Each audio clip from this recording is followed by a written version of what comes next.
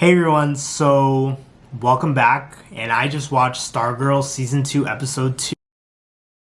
So the episode starts off with the character that we met at the end of the first episode, named Jenny, who we learn is the daughter of Green Lantern. And it starts off with a flashback of when Jenny first got her hands on the ring. So we see her find the ring in a box that used to belong to her brother. The ring activates after energy pulses through Jenny. The ring activates, it's just hovering there in front of her, and then, it buzzes away, it flies around, then it zooms onto her finger, and then it's drawing and pulling her towards the lantern. She felt it was bringing her towards where her brother was. That was an awesome effect of just seeing the ring activate. And it's about time we get some respect on the Green Lantern's names over at DC. Yes, we had that movie from a long time ago at this point, and we did get to see a Lantern through Snyder Cut, but it's nice to kind of see one on the small screen. Looking at you, HBO Max, and this Green Lantern project in development, let's see what you got, because I liked what I saw in this episode.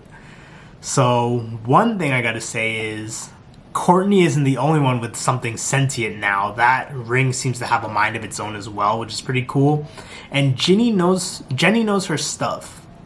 She knows her stuff. Like, she is able to recognize that Pat is Stripesy. She has a history on the JSA and their villains, and she was able to hold her own one-on-one against Courtney, which was pretty interesting. So, one thing I gotta say is, Courtney, I'm sorry, but like Rick, Jenny is also a legacy, and she put respect on Pat's name for saying how awesome he was and really appreciating him and what he's done in regard to being a superhero. And oh my gosh, Courtney got really, really jealous in this episode. One of the things that made me laugh a lot was when the principal or teacher was doing attendance, and he was like, Isaac Bowen, and then Isaac goes here, and then the principal goes, what was that? Then Isaac just goes, here! Oh my gosh, Isaac, calm down.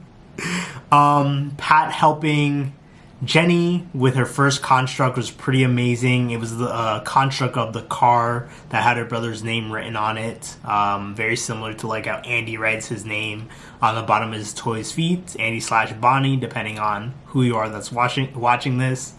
It was a pretty cool moment. Some of the things that I enjoy the most about this show is how homey and almost kid-like everybody is. It really feels like they are genuine high schoolers at the time. The whole not wanting to eat the pancakes, then Yolanda tasting the pancakes that Jenny made saying, oh, these are really good. Then Courtney eats it, doesn't want to admit that they're good, but she's like, they're so good. Those are those moments that I really like about this show, and it does it in such an authentic and genuine way that really makes you go wow, that's so nice. It's very heartfelt. It's great to see. I liked how Pat had that conversation with Courtney about how Jenny is basically living out what Courtney's experience was in the first season of trying to find out who her father was, and getting some identity with who she hopes to become. It was a good talk.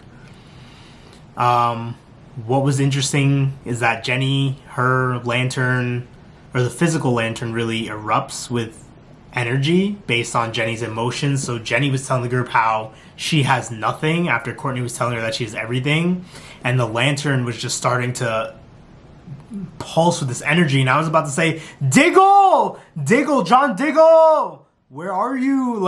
Hop in and go help her. You got the calling too with a different thing. Come and help. You popped up in all the other shows, so pop up here, Diggle. But he didn't show up. What was nice is that Jenny was the actual lantern, as we learn. She was able to absorb all the energy that was in there, and what came into mind for me with that is does that mean that she's the strongest lantern ever? That was literally my thought. Then she blew up, and I was like, oh my god. But never mind, she was in the sky, which was cool. My big thing is where were the townspeople? How did they not see this? I would have been out my window get my phone and record all these lights were happening and pulsing energy was exploding everywhere. But I guess things do happen in your town without you knowing about it. But I feel like I would have seen somebody floating in the sky, but that's just me. The episode ends with Eclipso taking over Cindy, and I told you all that this thing is going to feed off the dark emotions. As per usual, Stargirl always impresses me. If you're looking to watch this, you could check it out on the CW app, and I'll see you in the next one. Don't forget to like, comment, and subscribe. Peace.